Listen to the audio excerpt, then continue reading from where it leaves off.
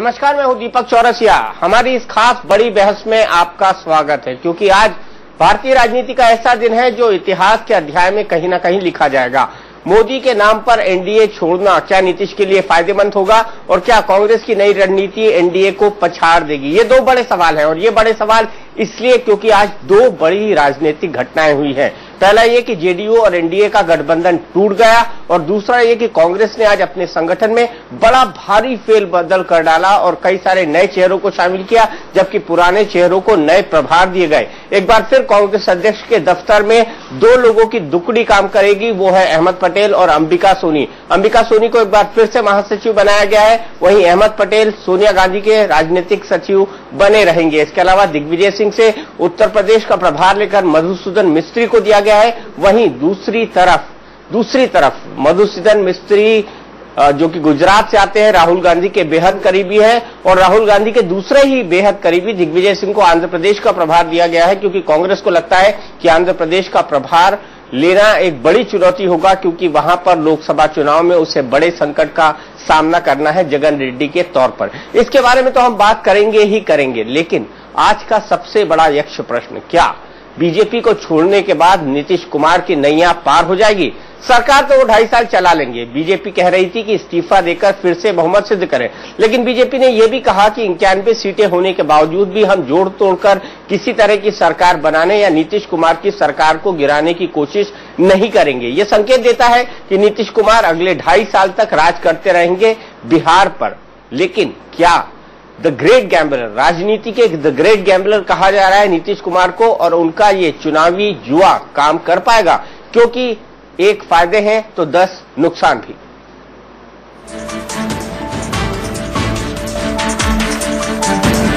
राय जो बन रही है कि अब साथ चलने से ना तो उनके गठबंधन को लाभ होगा और ना हमारी पार्टी के लिए ये हितकारी होगा, और मैं सोचता हूं उनके लिए भी ठीक नहीं है। इसलिए हमने फैसला किया है कि अब उनका रास्ता और हमारा रास्ता अलग हो। 17 साल की दोस्ती एक झटके में टूट गई। जेडीयू ने साफ साफ दोस्ती तोड़ने की वजह बताई। कहा हालात ही कुछ ऐसे बन गए थे कि दोस्ती की गाड़ी अब आगे नहीं चल सकती थी। जो हालात थे और जो हम लोगों का शुरू से स्टैंड रहा और जो अलायंस था, उसका जो बुनियादी सिद्धांत था, ये जब साफ साफ भटकाव दिख रहा है, तो वैसी परिस्थिति में जनता दल यू ने राजनीतिक निर्णय लिया है। अटल और आडवाणी के नाम पर एनडीए के कुनबे में आई जेडीयू ने मोदी के नाम पर अपने आप को किनारे कर लिया। साफ साफ कहा बुनियादी सिद्धांतों के साथ समझौता नहीं करेंगे। हमने साफ कहा कि हम बंधे हैं इस नेशनल एजेंडा के साथ, इसके दायरे के साथ। यदि इससे पार, इससे अलग कोई छलकेगा तो आगे बात चलेगी नहीं। मगर कई चीजें ऐसी हो गई जिसका विस्तार से बयान देना ठीक नहीं। ऐसे में बड़ा सवाल ये है कि गठबंधन तोड़ने वाला जेडीयू मोदी को अभियान समिति की कमान सौंपे जाने के मसले को अब तक बीजेपी का अंदरूनी मामला क्यों बताता रहा, जबकि बीजेपी ने मोदी को प्रचार अभियान समिति का अध्यक्ष बनाया था, न कि पीएम पद का उम्मीदवार। हम अपने फैसले स्वयं करेंगे। एनडीए का जब फैसले की बात आएगी तो एनडीए से बात किया जाएगा। पार्टी का अपना फैसला पार्टी करेगी, और जो भी फैसला श्री नरेंद्र मोदी जी के बारे में भारतीय जनता पार्टी ने किया है, उस पर किसी तरह से पीछे हटने का सवाल ही नहीं पैदा होता, चाहे एक बार ये गठबंधन टूटे, चाहे 10 बार टूटे। मोदी के नाम पर जेडीयू को इतनी चिढ़ क्यों मच गई कि जेडीयू ने मुख्यमंत्री आवास पर एक कड़ा प्रस्ताव पास करके नरेंद्र मोदी को विवादित नेता तक करार दे दिया? क्या इसका जवाब इन तस्वीरों में छिपा है? गौर से देखिए इन तस्वीरों को।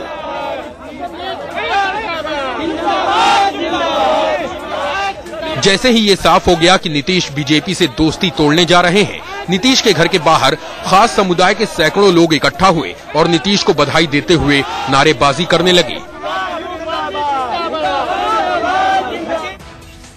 तो क्या मोदी के बहाने नीतीश ने खुद की छवि को और ज्यादा सेकुलर बनाने की कोशिश की है? सुनिए राजद अध्यक्ष लालू प्रसाद यादव का ये बयान। तो कोई दूसरी बात नहीं है। मुस्लिम वोट को कैसे हम ठगे छले, एक मेन एजेंडा है नीतीश कुमार का, जेडीयू का। सात चूहा खा के बिलाई भैली भक्ति, चलिए हज करने। जाहिर तौर पर मोदी के बहाने नीतीश ने 17 साल पुराने रिश्ते को चुटकी में तोड़कर एक तीर से कई निशाने साधने की कोशिश की है। लेकिन क्या नीतीश इस कोशिश में सफल हो पाएंगे? इसलिए आज बड़ी बहस का मुद्दा यही है, क्या मोदी के नाम पर एनडीए छोड़ना नीतीश के लिए 2014 की चुनावी जंग में फायदेमंद साबित होगा? पटना से सुशील चौबे, विनायक प्रसाद के साथ यतेंद्र शर्मा, दिल्ली, इंडिया न्यूज। तो इस बात पर बात करने के लिए हमारे साथ खास मेहमान मौजूद हैं। बीजेपी के राष्ट्रीय प्रवक्ता विजय सोनकर शास्त्री हमारे साथ हैं, वरिष्ठ पत्रकार एनके सिंह साहब हमारे साथ हैं। इसके अलावा डॉक्टर रामानुज प्रसाद जो कि आरजेडी के प्रवक्ता है वो हमारे साथ हैं। हमारे साथ मीम अफजल साहब कांग्रेस से जुड़े हुए हैं जो कि राष्ट्रीय प्रवक्ता हैं, पार्टी के बड़े नेता हैं। और साथ ही साथ हमारे साथ राजीव रंजन जनता दल यूनाइटेड के प्रवक्ता जुड़ेंगे, थोड़ी देर में उनका भी हम इंतजार कर रहे हैं। लेकिन सबसे पहले सोनकर शास्त्री जी, मैं आपके पास आना चाहूंगा। बीजेपी के अध्यक्ष राजनाथ सिंह ने आज अपने भाषण में कहा कि हम धोखा खा सकते हैं, धोखा दे नहीं सकते। सवाल ये, बीजेपी कितने बार कितनों से धोखा खाएगी? 3 बार मायावती से, 1 बार देवेगौड़ा साहब से, नवीन पटनायक से और न जाने कितने लोगों से, और अब जनता दल यूनाइटेड से भी। तो कब तक धोखा खाएगी और धोखा खा खा के अपने घर को कब तक जलाती रहेगी? दीपक जी, भारतीय जनता पार्टी सिद्धांत की राजनीति करती है, ये सत्ता के लिए केवल राजनीति नहीं करती है। हम लोगों ने हमेशा संभावनाएं राजनीति में देखा है। हम लोगों ने हमेशा दलितों के, गरीबों के, किसानों के और वास्तव में इस देश में जो डेमोक्रेसी है उसकी हम लोगों ने चिंता किया है। इसलिए वक्त दर वक्त हम लोगों ने उन संभावनाओं को भी देखने का प्रयास किया, पर हमें ऐसा लगता है कि हम लोगों का ये जो प्रयोग था, यह प्रयोग कहीं न कहीं ये हम लोगों के लिए थोड़ी सी लेकिन ऑड सिचुएशन के रूप में सामने आई। वरना आप देखिए कि नीतीश कुमार जी कितने दिनों से हम लोगों के साथ थे, हर तरह के हमारे निर्णयों में वो हमारे साथ थे, पर अचानक उनको हमारे ही नेता सांप्रदायिक दिखने लगे हैं। वास्तविकता तो ये है कि मोदी जी के ऊपर या भारतीय जनता पार्टी के ऊपर जो सांप्रदायिकता का लेबल लगाया जाता है, इस पर विचार करने की आवश्यकता है। देश देखना चाहता है मोदी जी का भारतीय जनता पार्टी और नरेंद्र मोदी जी का एक तरह से तीसरा टर्म पूरा हो रहा है और भारतीय जनता पार्टी का 5वां। अगर दुर्भाग्यपूर्ण उस घटना को गोधरा के छोड़ दिया जाए तो आज तक भारतीय जनता पार्टी के शासनकाल में एक भी दंगा नहीं हुआ है। वास्तविकता तो ये है कि 69 से लेके 95 तक के बीच में जब कांग्रेस का रिजीम था तो 254 दंगे हुए थे और 69 का दंगा तो इस देश का सबसे बड़ा दंगा था जो कांग्रेस के कार्यकाल में हुआ था। पर आज उन सब की चर्चा न होकर के एक ऐसे व्यक्ति के ऊपर सारा दोष मढ़ने का प्रयास हो रहा है जिसका इस प्रकार के घटनाओं से कोई लेना देना नहीं है। गोधरा का जब कांड हुआ था तो जिस दिन घटना हुई थी उसी दिन शाम को नरेंद्र भाई मोदी घटना स्थल पर पहुंचते हैं, शूट एंड एट साइट का आदेश देते हैं और उसके बाद 17 घंटे में मिलिट्री वहां बुला ली जाती है, जबकि हिंदुस्तान के अनेकों ऐसे दंगे हुए हैं जहां मिलिट्री की कार्रवाई इतनी जल्दी नहीं हुई थी। तो ये सब देखते हुए हम कह सकते हैं कि भारतीय जनता पार्टी के ऊपर जो सांप्रदायिकता का लेबल लगाया जाता है और उसका जो इस तरह का रिएक्शन लोग करते हैं वह कहीं न कहीं जाकर के ये लोगों की अपनी सहूलियत के हिसाब से हो रहा है। भारतीय जनता पार्टी का इन सब आरोपों से कोई लेना देना नहीं है। दीपक भाई, चलिए अच्छा हुआ शास्त्री जी आपने बता दिया। मीम अफजल साहब, अब तो सांप्रदायिकता की राजनीति खत्म हो गई, आपने तकरीर सुन ली विजय सोनकर शास्त्री साहब की। एक लाइन में इसका जवाब यह है कि मोदी जी अचानक सेकुलर हो गए इनकी नजर में लेकिन मेरा ख्याल है ये शास्त्री जी उनको जितना डिफेंड कर रहे हैं, मोदी जी का उससे कहीं दूर दूर तक वास्ता नहीं है। अपने कर्तव्यों इस तरह के दो जुमले अगर मोदी जी की तरफ से आएंगे जो भी तो कुछ समझ में आएगी बात कही है, और ये सारे रिकॉर्ड आप नेट पर भी देख सकते हैं। आप प्रवक्ता हैं, मैं पुरानी बातों में जाना नहीं चाहता। शास्त्री जी, हम जिस माहौल से बचाने की देश में कोशिश कर रहे हैं ना, नहीं कि वो गलत आप उसी मुद्दे को छेड़ रहे हैं। आप कह रहे हैं कि आपसे बड़ा सेकुलर कोई नहीं है। मैं आपके जवाब नहीं होता है कि गलत तथ्य को आपके जवाब देश के सामने पूरे जवाब पे पूरी एक किताब लिख सकता हूं अगर मैं आपके इन सवालों को लेकर के, लेकिन मेरा ख्याल है उसका मौका नहीं, चूंकि आपका तो एजेंडा यही है कि हम इन चीजों पर बहस करें और देश को गर्मी मिले।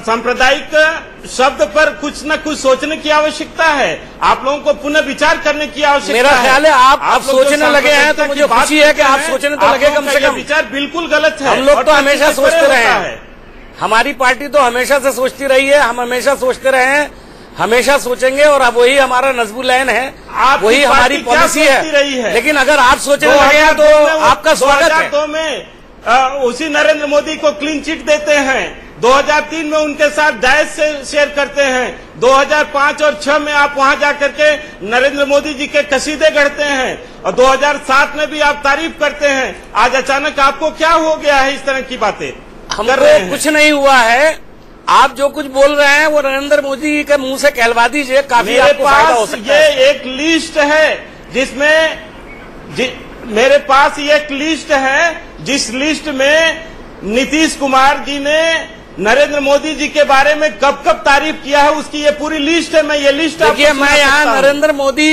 जी का और शास्त्री जी नीतीश कुमार राजीव रंजन का वेट करते हैं, उनके सामने पढ़ के सुनाइएगा। जी शास्त्री जी, मीम अफजल साहब कांग्रेस के राष्ट्रीय प्रवक्ता हैं, हम राजीव रंजन का वेट करते हैं जेडीयू प्रवक्ता का, उनके सामने लिस्ट पढ़ के सुनाइएगा आप। लेकिन मैं जाऊंगा आरजेडी के पास। आरजेडी जो कि लालू प्रसाद यादव जी की पार्टी है, डॉक्टर रामानुज प्रसाद, सबसे बड़ा सवाल ये कि आपकी बातें तो खिल गई होंगी, आपके अवसर फिर से जिंदा हो गए क्योंकि बीजेपी और जेडीयू अलग अलग हो गए। देखिए, ऐसा है दीपक जी कि हमारी बातें खिलने और न खिलने का सवाल नहीं है। ये राज्य की जनता के हक में ये बात जो आज पर्दा उठा है, सच्चाई सामने आई है कि ये बेमेल विवाह, अवसरवादी गठबंधन, नीति और सिद्धांत विहीन गठबंधन, सत्ता के लिए किया गया गठबंधन, चालाकीपूर्ण गठबंधन जो था, इसके पोल खुले हैं, पर्दा उठा है। आज बात हो रही है जिन मुद्दों को छेड़ने का काम चाहे माननीय शरद जी कर रहे हो, माननीय नीतीश कुमार जी जिन बातों को सामने रख करके गठबंधन तोड़ने की बात इन्होंने करी है, गठबंधन तोड़ने की बात इन्होंने करी है, क्या वो सुनकर शास्त्री कह रहे हैं? लेकिन मैं भी सवाल पूछना चाहता हूं कि 2002 में जिस घटनाक्रम से नरेंद्र मोदी जी को जोड़ा जा रहा है, वो घटनाक्रम वो साबरमती ट्रेन में और गोधरा में हुआ था। उस समय माननीय नीतीश कुमार जी रेल मंत्री हुआ करते थे। क्या ये घटनास्थल पर गए? क्या इन्होंने जांच कराई? क्या वाजपेयी जी ने जब कहा कि राजधर्म निभाया नहीं गया, इनको हटना चाहिए मुख्यमंत्री पद से, तो क्या ये आवाज लगा के हटे? क्या ये कि आडवाणी जी के सुर में सुर मिलाते रहे?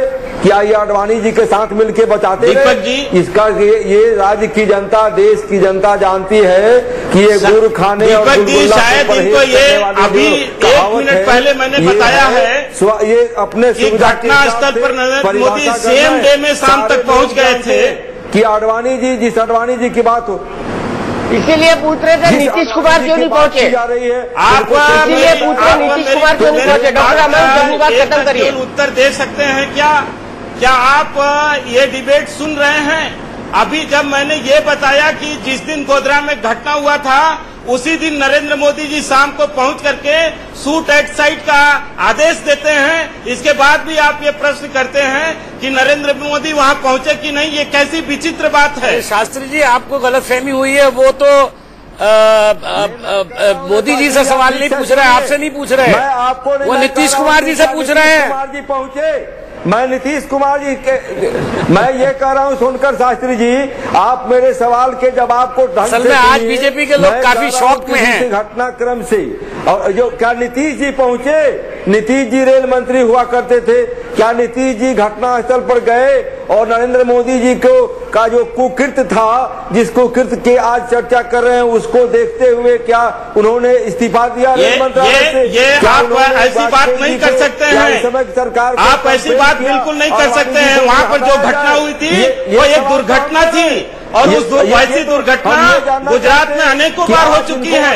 69 में इस देश का सबसे बड़ा अगर कोई दंगा हुआ था तो 69 का दंगा हुआ था जो गुजरात में हुआ था। मैं आपने 3,500 से ज्यादा लोग मारे गए थे। आता हूँ क्योंकि मेरे आप बात तो सुनिए। मेरे कार्यक्रम के सबसे बड़े प्रवक्ता डॉक्टर राजीव रंजन आज अप्रत्याशित रूप से गायब है।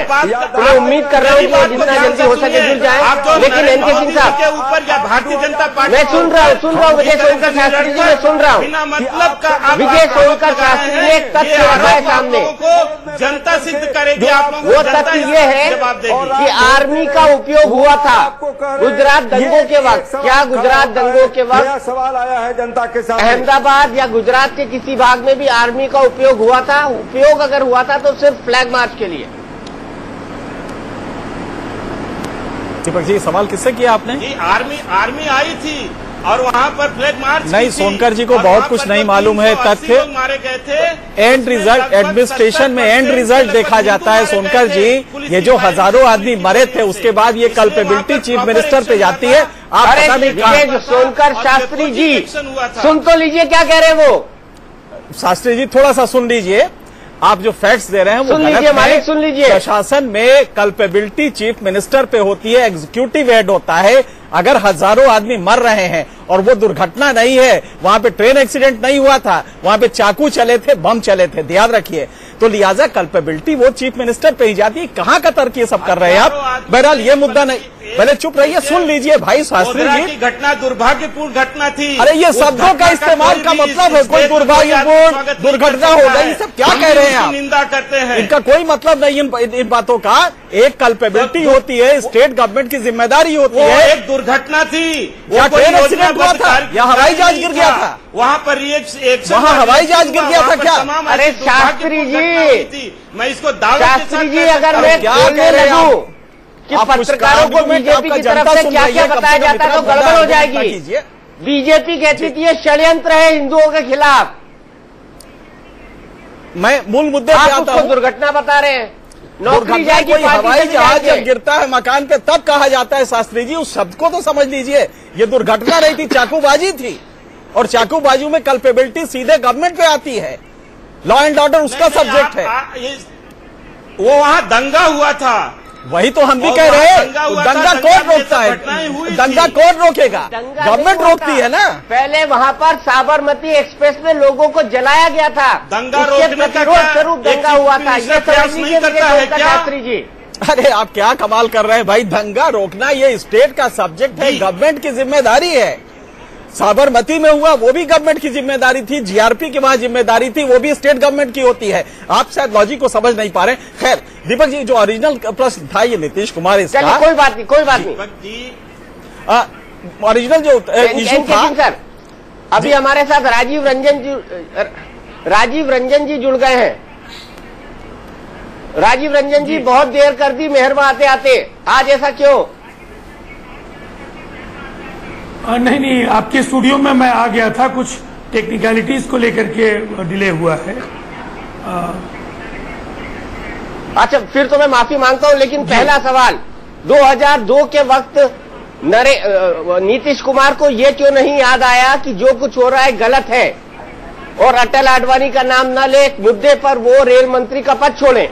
जब पद चाहिए था तो बहुत अच्छे थे, दाग अच्छे हैं, अब पद छोड़ना, अब आपको लगता है कि बीजेपी के साथ रहने का फायदा नहीं है, 2.5 साल तक हम सरकार तो चला लेंगे अपने दम पे, तो दाग बुरे हैं। अब ये बताइए, दाग अच्छे थे या ये दाग बुरे थे? जो आरोपों की फेहरिस्त है काफी लंबी है, मैं चाहूंगा कि मुझे वक्त दीजिए, मैं आपको तफसील के साथ बता पाऊंगा। 2002 को लेकर के हमारी पार्टी ने बार बार अपना स्टैंड रखा है। नीतीश कुमार जी स्थल पर गए, आप बात बोलिए, लेकिन मैं बीजेपी को बोल दूं, सुने राजीव रंजन जी ध्यान से सुने उनको।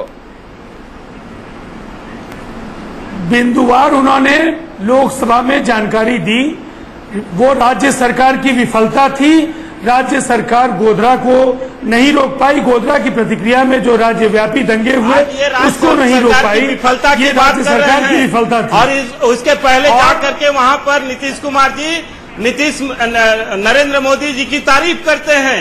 आज ये विफलता की बात कर रहे हैं। हुल्लड़बाजों को पहले बोलिए, ये हर चैनल पर ये लगातार अपनी बात रखना चाहते हैं। पहले मुझे अपनी बात पूरी करने दीजिए। ये मोदी ब्रिगेड की बात नहीं है, पार्टी के प्रवक्ता हैं, सच्चाई बता रहे हैं भाई। ये संयम और इस तरह के शास्त्री जी आपके पास जो लिस्ट है ना, वो लिस्ट पढ़ के सुनाइएगा। अभी राजीव जी को बोलने दीजिए। मैं जो कहना चाहता हूँ या तो मुझे कहने दीजिए, नहीं तो उनको बोलने दीजिए। ये बात बोले, नहीं तो गलत के बाद बोलिएगा। अपना पहले बोल तो लेने दीजिए उनको। जब मैंने अपनी बात पूरी नहीं की, आपने अपनी बातें की, मैं इंटरप्ट में कर रहा था आपको, आप मेरी बात भी सुनी। अटल बिहारी वाजपेयी जी ने अगर देश के सामने कैबिनेट की भावना को अगर रखा तो ये सामूहिक भावना थी जिसमें नीतीश कुमार जी भी शामिल थे।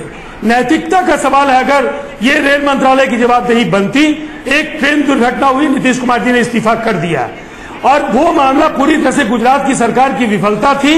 जहां तक गुजरात में नरेंद्र मोदी के खिलाफ या समर्थन का सवाल है, कई सार्वजनिक आयोजनों में तस्वीर को दिखा करके भ्रम पैदा करने की कोशिश की गई है। ढंग से पहले एक वर्ग विशेष ने वहां पर हिंदुओं की हत्या किया था, वहां जलाया था।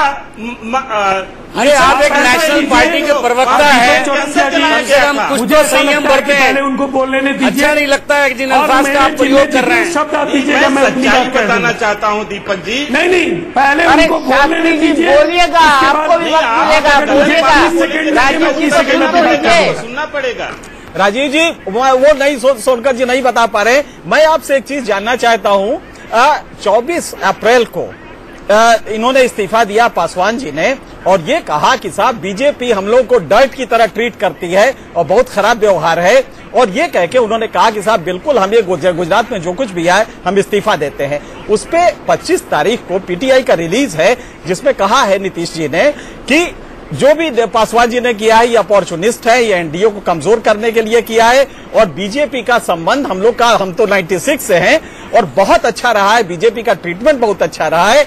और उसके बाद दिसंबर में जब चुनाव जीतते हैं नरेंद्र मोदी, तो मैं पूरा कंप्लीट कर लूं, जब दिसंबर में चुनाव जीतते हैं नरेंद्र मोदी तो ये कहा, जब हवा उठती है कि साहब ये कम्युनल पोलराइजेशन था, तो नीतीश जी का स्टेटमेंट है जो पीटीआई का रिलीज है, कहिएगा तो मैं आपको कैमरे पे दिखा दूंगा, जिसमें उन्होंने कहा है कि नहीं ये कम्युनल पोलराइजेशन नहीं है, ये तो कांग्रेस ने जो इस मुद्दे को बाहर दिया तो उससे गुजराती नाराज होके ये कांग्रेस के खिलाफ वोट दिए हैं। उन्होंने जस्टिफाई किया कि ये कम्युनल पोलराइजेशन नहीं था, मतलब जो कुछ नीतीश कर रहे हैं वो सही था। उसके बाद 2007 में उन्होंने बधाई दी, कहा कि it was a spectacular victory. वहां से ये सिलसिला गड़बड़ होता है। 2007 के बाद से गेम चेंज हो जाते हैं, रूल चेंज होता है गेम का। तो जरा आप सोचिए, ये जो 3-4 चीजें हैं ये बीजेपी आपके सामने रखना चाहती है और लगातार ये इशू पिछले 2 दिन से बन रहा है, इसका क्या जवाब है आपके पास? बिल्कुल, मैं वही कहना चाहूंगा और मैं उम्मीद करूंगा कि शास्त्री जी को थोड़ा नियंत्रण में रखेंगे तो मैं अपना जवाब दे पाऊंगा। सवाल मेरा है, शास्त्री जी को चुप रहना चाहिए। एनके सिंह साहब, बिल्कुल चिंता न करें। जैसा आप उचित समझे मैं आपके सवाल का जवाब दूंगा, तभी जब मुझे वक्त आप दीजिएगा। अगर लगातार आपके सवाल होंगे तो निश्चित तौर पर जवाब में परेशानी होगी। सबसे पहली बात यह है, उन्होंने राजनीतिक शिष्टाचार की भाषा में जो भी कहा, लोकतांत्रिक प्रक्रिया में गुजरात में हमने नरेंद्र मोदी के खिलाफ हर बार अपनी पार्टी के उम्मीदवार उतारे और गुजरात एक सिंगल पार्टी रूल्ड स्टेट है। हमारा अलायंस बिहार में है। हम बिहार के बाहर भारतीय जनता पार्टी किसको मुख्यमंत्री बनाएंगे, ये भारतीय जनता पार्टी का प्रेरोगेटिव था। फैसला जब देश के स्तर पर लिया जाना था, जो कांग्रेस का विकल्प बन सके और एनडीए की अगुवाई करे, वहां हमने कहा कि एक धर्मनिरपेक्ष चेहरा चाहिए, एक सेक्युलर चेहरा चाहिए जो देश की विविधताओं को समेट सके। और ऑन रिकॉर्ड मैं कहूंगा एक बात, सार्वजनिक जीवन में 2 राजनेता कई मंचों पर जाएंगे, उन तस्वीरों के निहितार्थ अगर भारतीय जनता पार्टी निकाल करके लोगों को गुमराह करना चाहती है तो हमारी पार्टी बार बार कहती है हमारे लिए 4 विवादित मुद्दे थे, जिनमें 3 नेशनल एजेंडा ऑन गवर्नेंस में था, चौथे विवादित मुद्दे के तौर पर नरेंद्र मोदी थे। और आज मैं एक बात आपको बिल्कुल स्पष्ट करना चाहूंगा, इस नाम के साथ अगर चुनावी बेहतरी पार करने की उम्मीद है भारतीय जनता पार्टी को, तो उत्तराखंड, हिमाचल, कर्नाटक जो चुनाव परिणाम है उन्होंने बता दिया है कि नरेंद्र मोदी जैसा सांप्रदायिक चेहरा देश को नहीं चाहिए। जब राज्यों में स्वीकार्य नहीं है तो देश में कहां? गुजरात में सीटें घट गई हैं। आप गुजरात में देखिए जहां पर कांग्रेस पार्टी का सुपड़ा साफ हो गया है। एक चीज हम आपको और याद दिला दें, जब 2000 जब बीजेपी का इलेक्शन हो रहा था बिहार में, जिनके आधार पर आप सांप्रदायिक कह रहे हैं, वहां पर भारतीय जनता पार्टी के आगे कांग्रेस भी नहीं टिक पाई है। मैं रामविलास पासवान जी की बात कहूंगा। रामविलास जी वहां पर सारे लोकसभा के और सारे विधानसभा के सीटों पर भारतीय जनता पार्टी का कब्जा हुआ है। कांग्रेस को हटा उन्होंने जो भी बताया हो, लेकिन उन्होंने इस्तीफा इसलिए किया कि उनका मंत्रालय उनके मनमाफिक नहीं था। उन्हें जो एक मलाईदार मंत्रालय चाहिए था वो नहीं मिला था, इसलिए उन्होंने इस्तीफा किया। मायावती से समझौता हो गया, इसलिए भी नाराज थे, ये भी कहा जाता है। मैं उसी में नहीं आ रहा हूँ। ये जो कहना था कि नहीं, चलिए बहस को आगे बढ़ाते हैं, एनके सिंह सर, बहस को आगे बढ़ाते हैं। मेरा बड़ा डायरेक्ट और सीधा सवाल है राजीव रंजन जी से। आज 2 बार इन्होंने प्रेस कॉन्फ्रेंस में अटल आडवाणी का नाम लिया है, बीजेपी का नाम नहीं लिया है, नरेंद्र मोदी का नाम एक बार नहीं लिया है। सिर्फ नीतीश कुमार जी ने ये कहा, समझने वाले समझ गए हैं, ना समझे वो अनाड़ी है। हम अनाड़ी नहीं है, उनका सीधा हमला नरेंद्र मोदी पर था। पर राजीव रंजन जी, इसका सीधा जवाब दीजिएगा, क्या लालकृष्ण आडवाणी एक सेक्युलर छवि के नेता हैं? मेरा सीधा जवाब है, देश की जनता का परसेप्शन क्या है। दुनिया के कई देश अगर किसी राजनेता को वीजा नहीं दे रहे हैं तो दुनिया इस देश में हो रहे बदलावों से अलग नहीं है। गुजरात राज्य प्रायोजित हिंसा का कहीं न कहीं एक अभिशाप है, जो उस राज्य के साथ जो सवाल है वो सर मैं लालकृष्ण आडवाणी की बात कर रहा हूँ। हिंदुस्तान के राजीव रंजन जी, आडवाणी जी के बारे में पूछा जा रहा है जी। अरे राजीव रंजन जी, मैं बात क्या कर रहा हूँ? धारणाओं का जाना था, जापान पहुंच गए चीन। परसेप्शन मेरा बड़ा सीधा सवाल है, क्या लालकृष्ण आडवाणी एक सेक्युलर छवि के नेता हैं? आपने उनका नाम 2 बार लिया, प्रशंसा की उनकी, बनवाने का काम किया। अरे राजीव रंजन जी, सवाल तो सुन लीजिए मेरा, या सुन के अनसुना कर रहे हैं। क्या लालकृष्ण आडवाणी एक सेक्युलर छवि के नेता हैं? हम मानते हैं ये लोग जवाब देने की स्थिति में नहीं है। थे उनके आज इन लोगों ने जो कूटनीति किया है, ये गठबंधन धर्म के विरुद्ध किया है। दल पर आया 4 से घटकर ये 3 हिंदुस्तान में। एक मिनट शास्त्री जी, आपके मतलब का सवाल पूछ रहा हूँ, आप इससे बोल रहे हैं। से हमारे सर्टिफिकेट से कोई सेक्युलर और कम्युनल नहीं होगा। देश और दुनिया किसको कम्युनल मानते हैं? तो नरेंद्र मोदी को क्यों दे रहे हैं? इसलिए मेरा जवाब यही है, तो नरेंद्र मोदी को क्यों दे रहे हैं? से पूछिए,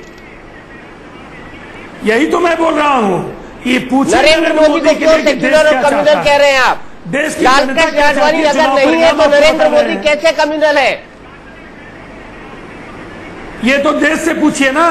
हमने तो अटल बिहारी वाजपेयी के साथ नहीं देते तो नरेंद्र मोदी को क्यों दे रहे हैं? राजीव जी, अरे सर मेरा बड़ा सीधा सवाल है, आप लालकृष्ण आडवाणी को सांप्रदायिक कहने को राजी नहीं है, अपना रहा है उसकी आप लालकृष्ण आडवाणी को सांप्रदायिक कहने को राजी नहीं है, तो नरेंद्र मोदी को सर्टिफिकेट क्यों दे रहे हैं आप?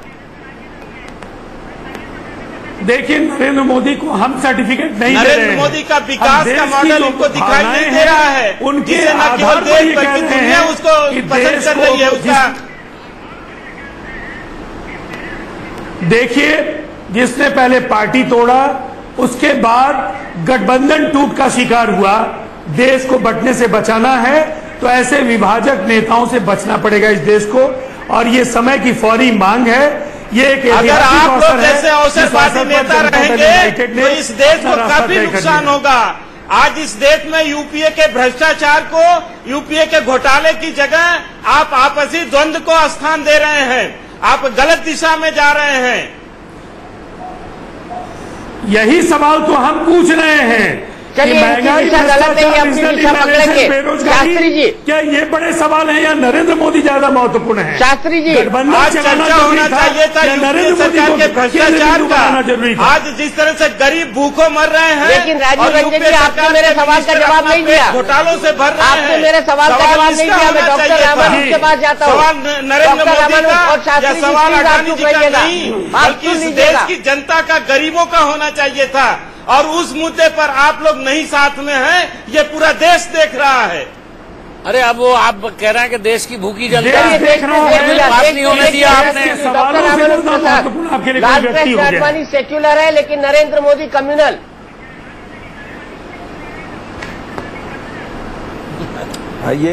ये जो है, ये देश की जनता और हमारे बिहार की जनता तो इस पूरे पैतराबाजी को जान गई है।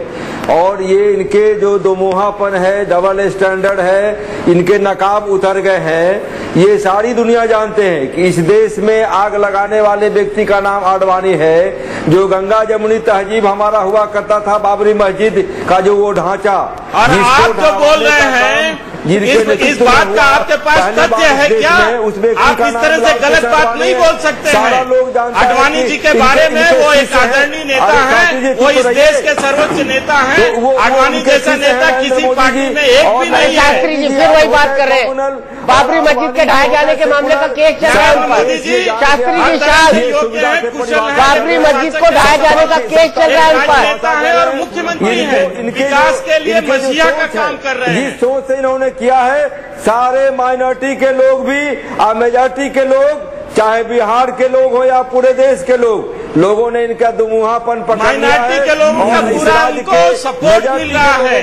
आज जो प्रचंड बहुमत मिल रहा है नरेंद्र मोदी को, वो केवल हिंदुओं का नहीं, बल्कि वहाँ पर सभी प्रकार के लोगों का मिल रहा है, सभी वर्ग के लोगों का मिल रहा है। स्टैंडर्ड पकड़ा गया है कि जब राज भोगना हो, लगातार एक व्यक्ति जो तीसरी बार सरकार कर रहा है, उसके बारे में इस प्रकार की टिप्पणी करने का आपका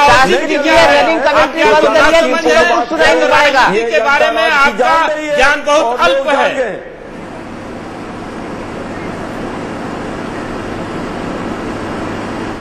वरना घोषित करके शास्त्री जी मुझे आपका ऑडियो कटवाना पड़ेगा।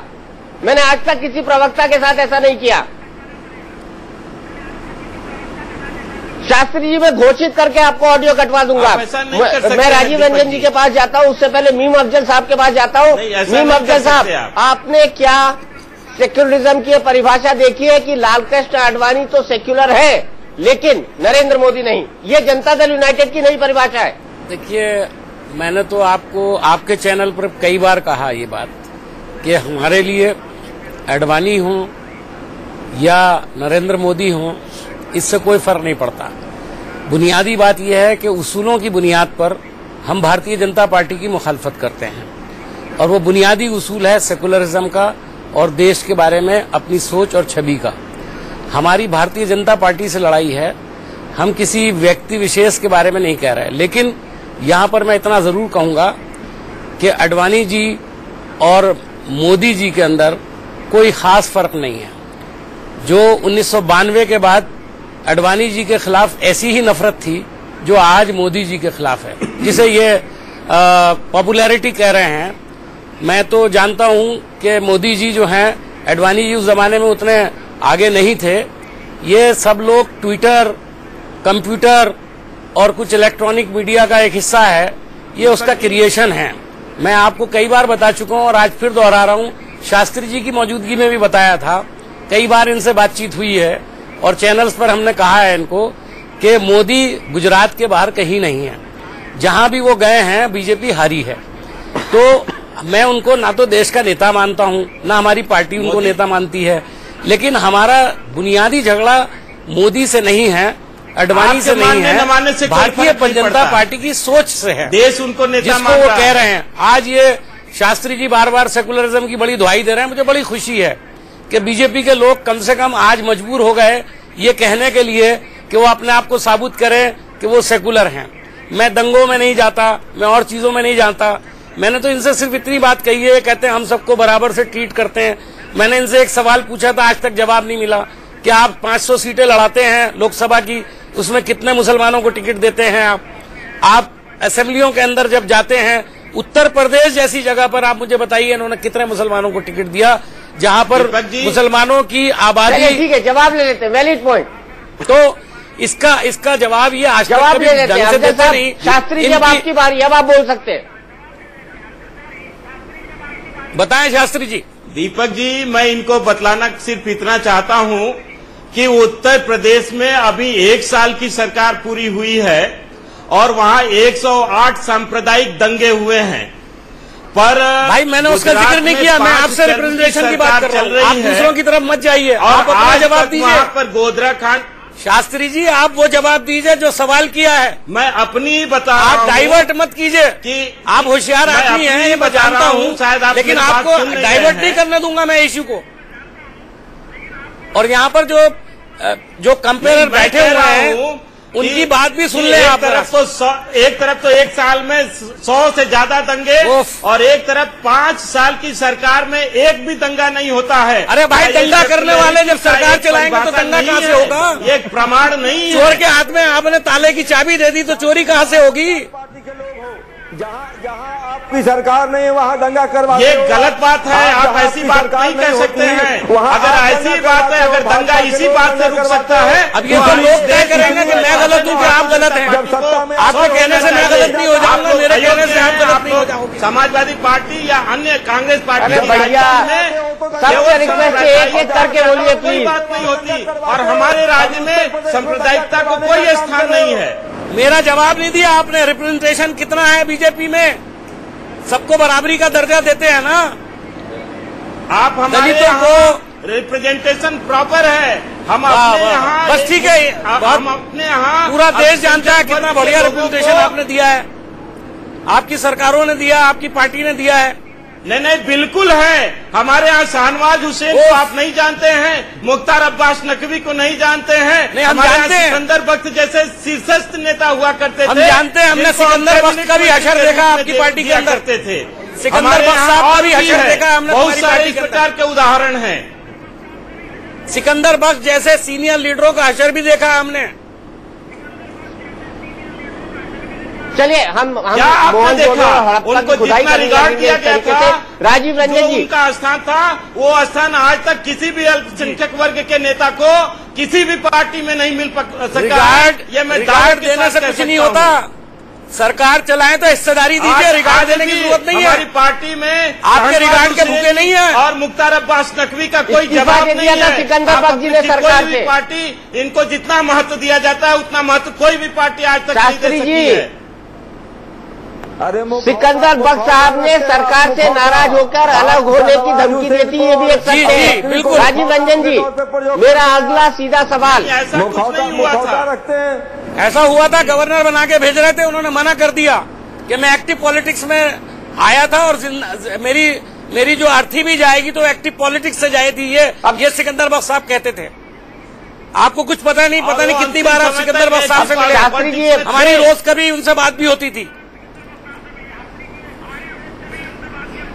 चलिए हम इस बात को आगे ले जाते हैं। राजीव रंजन जी के पास फिर से चलते हैं। राजीव रंजन जी थे और वो अंतिम समय तक एक्टिव पॉलिटिक्स में थे। राजीव रंजन जी, मेरा बड़ा सीधा सवाल आपसे, क्या बीजेपी के साथ पोस्ट पोल अलायंस होने की कोई नौबत हो सकती है जनता दल यूनाइटेड की?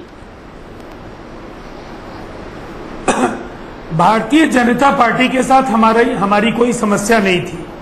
भारतीय जनता पार्टी में जब से केंद्रीय उभार के तौर पर नरेंद्र मोदी आए, भारतीय जनता पार्टी को हमने कभी सांप्रदायिक नहीं कहा है। एक व्यक्ति के कारण भारतीय जनता पार्टी से हमारी दूरी बढ़ी और फाइनली ये एग्रीमेंट डिसएग्रीमेंट में बदला और हम लोग अलग हुए। ये एक दुखद फैसला था, लेकिन इस फैसले के साथ देश और इस राज्य का हित जुड़ा था। अब आने वाले समय में भारतीय जनता पार्टी के साथ कोई समन्वय, कोई संबंध की संभावना मुझे तो नहीं दिखती है, इसलिए कि जो नेतृत्व है भारतीय जनता पार्टी का आज, वो कहीं न कहीं भारतीय जनता पार्टी के तबाही का कारण बनेगा। और आने वाले चुनाव में जो बड़े बड़े ये दावे कर रहे हैं, भारतीय जनता पार्टी का वजूद मिट जाएगा अगर नरेंद्र मोदी को इन्होंने केंद्र में रख करके अगला चुनाव लड़ा। अच्छा, एक दूसरा काउंटर सवाल, उसके बाद मैं बहस को आगे बढ़ाऊंगा। अगर पोस्ट पोल अलायंस में वो नरेंद्र मोदी को प्रधानमंत्री नहीं बनाते हैं तो क्या कांग्रेस को बाहर रखने के लिए आप एनडीए को समर्थन दे सकते हैं अगर नरेंद्र मोदी प्रधानमंत्री नहीं बनते हैं? मेरा बड़ा सीधा सवाल है। नहीं, ऐसी काल्पनिक परिस्थितियों पर बयान देने की स्थिति में हम लोग नहीं हैं। ऐसे फैसले पार्टी के शीर्ष नेतृत्व के स्तर पर होंगे। हमारी भूमिका उन फैसलों को आप तक लाने की होगी। इसलिए अभी यह प्रतिक्रिया मुझे नहीं लगता है कि ऐसी किसी प्रतिक्रिया की स्थिति बन। मतलब आप इस बात को सिरे से इनकार नहीं कर रहे हैं कि अगर मोदी के अलावा कोई प्रधानमंत्री बना, आप कैटेगोरिकल खंडन नहीं कर रहे हैं कि मोदी के अलावा अगर कोई प्रधानमंत्री बना तो हम बीजेपी को समर्थन दे सकते हैं? कैटेगोरिकल खंडन नहीं कर सकते, कर रहे हैं आप, संभावना बनी हुई है। पार्टी प्रवक्ता दीपक चौरसिया जी, पार्टी प्रवक्ता पार्टी के फैसलों को आपके बीच लाता है, पार्टी की राय, उसके विचार आपके सामने लाता है। आने वाले समय में तस्वीर जो बनेगी और नहीं, पार्टी प्रवक्ता का ये भी काम है कि पार्टी प्रवक्ता पार्टी का फ्यूचर दृष्टिकोण क्या है ये बताए। नहीं, लेकिन फ्यूचर दृष्टिकोण क्या है जनता दल यूनाइटेड का ये बताना भी पार्टी प्रवक्ता का काम है। यहाँ कई प्रवक्ता बैठे हुए हैं, मीम अफजल साहब बैठे हुए हैं। मीम अफजल साहब, पार्टी के भविष्य को बताना पार्टी प्रवक्ता का काम है कि नहीं? बिल्कुल बताना, जो उसको मालूमात है उसकी बुनियाद पर उसको बताना चाहिए। तो बता दीजिए आप कि अगर नरेंद्र मोदी प्रधानमंत्री के उम्मीदवार नहीं होते हैं तो आप पोस्ट पोल अलायंस कर सकते हैं या नहीं? कैटेगोरिकल सेक्युलर गवर्नमेंट बनेगा और जहां से हम निकले हैं मुझे नहीं लगता है कि फिर से रीअलाइनमेंट ऑफ पॉलिटिकल फोर्सेज फिर से होगा जहां से निकल कर आए हैं। ऐसी संभावना नहीं दिखती है। मतलब कांग्रेस के साथ जा सकते हैं आप, दूसरा ऑप्शन वही बचता है। अब बिल्कुल आने वाले समय में क्या होना है दीपक चौरसिया जी, ये जटिल सवाल हैं। देश के जनादेश की प्रतीक्षा कीजिए। मुझे लगता है जनता कई बार सवालों का हल बता देती है। चलिए, जनता के सवालों के हल पर दुनिया टिकी है, विजय सोनकर शास्त्री जी की पार्टी भी टिकी है कि मोदी को सब वोट दे जाएंगे। लेकिन कंक्लूडिंग रिमार्क, मीम अफजल साहब, मेरा सीधा सवाल आपसे, जनता दल यूनाइटेड को गले लगाने को तैयार है? आ मुझको गले लगा ले मेरे हमराही, गाना गाएंगे इनके साथ आप? मैं आज की तारीख में बताना चाहता हूं कि हमारा जो सहयोगी बिहार में है वो आरजेडी है और इस वक्त तक वही पोजीशन है। हम आगे की राजनीति पर बहुत नजर लगाए हुए हैं और जो बिहार के अंदर एक जबरदस्त तब्दीली होने जा रही है उसके अंदर जो कांग्रेस पार्टी का सही रोल होगा वो आपके सामने आएगा। सही रोल क्या होगा? जिससे गद्दी मिल जाए, जिससे कुर्सी मिल जाए, जिससे आपका प्रधानमंत्री बन जाए। सही रोल ये होगा, वही सही रोल होता है। कम्युनल फोर्सेस को हम आउट कर दें। मतलब विजय सोनकर शास्त्री जी को आउट कर दे। विजय सोनकर शास्त्री जी आप आउट होने के लिए तो ऑलरेडी आउट हैं बेचारे।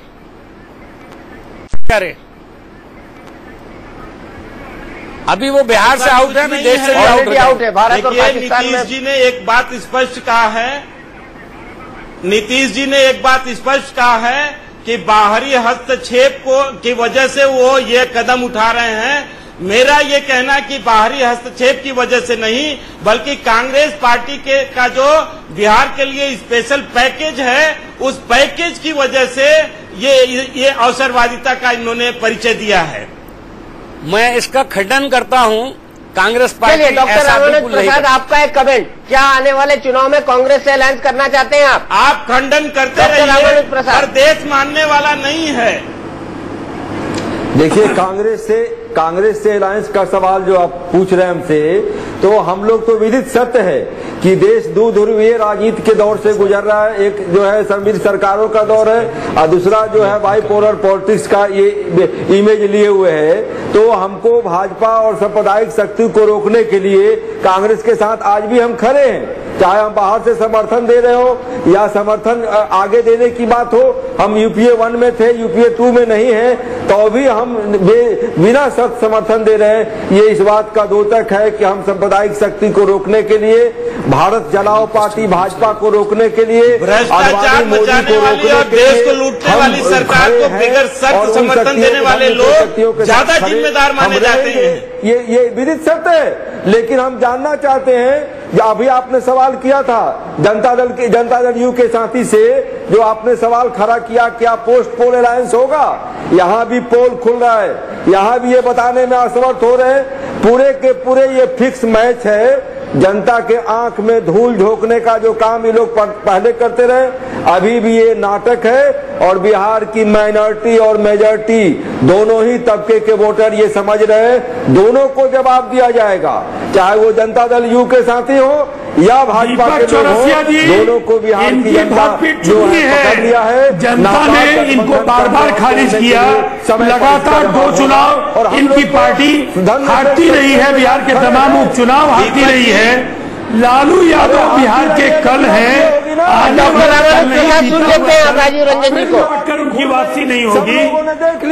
सब लोगों ने देख लिया कि साहब दीपक चौरसिया जी, लालू जी बिहार के बीते हुए कल है, एक शर्मनाक कल खुल गया, बीता हुआ कल वापसी नहीं होगी। बिहार का जो आने वाला कल है वो हमारा है। चलते आज का जो हमने बुनियाद डाली है, आने वाले का मार्ग वही प्रशस्त करेगा। जनता जवाब पूछ रही है, बिहार की जनता जवाब पूछ रही है कि गठबंधन। राजीव रंजन जी, डॉक्टर रामानुज प्रसाद, वक्त मेरा खत्म हो गया है। शास्त्री जी माफ कीजिएगा, वक्त खत्म हो गया है। एनके सिंह साहब, क्या मुस्लिम वोट बैंक मिल पाएगा नीतीश कुमार को, जिसके लिए उन्होंने बड़ा फैसला किया है, और क्या नीतीश कुमार का ये दांव उन्हें जीत दिला पाएगा जिसकी वो उम्मीद रख रहे हैं? फाइनल कमेंट 1 मिनट है आपके पास। नहीं, बहुत सिंपल सा है कि नीतीश कुमार जी जो कर रहे हैं, देखिए उनके पास कैडर स्ट्रक्चर नहीं है, ये एक कमजोरी है। बहुत अच्छा स्टैंड उन्होंने लिया है और ये मजबूरी थी, क्योंकि रूल ऑफ गेम दोनों ने चेंज किया। बीजेपी ने भी चेंज किया। लिबरल फेस जो आडवाणी वाजपेयी होते थे, उसकी जगह हार्डकोर फेस ले आए। तो नेचुरली रूल ऑफ गेम आपने भी चेंज किया, नीतीश कुमार को भी करना पड़ा। वो कभी नहीं चाहेंगे कि नरेंद्र मोदी के बगल में खड़े हो और पूरी जिंदगी के लिए मुस्लिम वोट से हाथ धो लें, तो लिहाजा उन्होंने भी रिएक्ट किया। अब मुश्किल यह है कि आपके यहां 16.5% है, जिसमें 8.5% कांग्रेस के वोट है। क्या आप मुस्लिम पूरा आपकी तरफ आ जाएगा? और फिर दूसरा, कांग्रेस के जो नेगेटिव्स हैं, करप्शन और तमाम जो चार्जेस हैं, उसका भी तो कैरी ओवर होगा। तो ऐसे में आप एक स्टैंड लेके अगर ये चाहें कि पूरा का पूरा सिर्फ मुस्लिम मिल जाएगा, तो रिएक्शन में जो हिंदू पोलराइजेशन होगा और बीजेपी का कैडर स्ट्रक्चर है, तो मुझे लगता है कि ये अपने आप में बहुत बेनिफिशियल गेम नहीं है। कहीं ना कहीं इसका नुकसान पॉलिटिकल टर्म्स में होगा। बीजेपी का कैडर स्ट्रक्चर जो है वो मेरे ख्याल से एक अच्छा वो प्ले कर लेगा, संघ उसके साथ है। तो लिहाजा जो उनका बेस है वो नीतीश कुमार जी के पास नहीं है। इसलिए मुझे लगता है कि मुस्लिम वोट डिवाइड होंगे और हिंदू वोट जो हैं, और खास करके आप ध्यान रखिएगा कि नरेंद्र मोदी भी मोस्ट बैकवर्ड क्लास से आते हैं, जिसको कि संघ आने वाले दिनों में जबरदस्त प्रचार करेगा। तो मुझे लगता है कि ये घाटे का सौदा नीतीश कुमार जी ने किया है। घाटे का सौदा किया है, लेकिन चलते चलते राजीव रंजन जी, मेरे सवाल का सीधा जवाब आपने नहीं दिया है। देश आपसे सवाल जरूर पूछेगा कि नरेंद्र मोदी अगर सांप्रदायिक है तो लालकृष्ण आडवाणी क्यों नहीं? बहस में मेरे पास इतना ही वक्त है। इंडिया न्यूज पर खबरों का सिलसिला लगातार जारी है।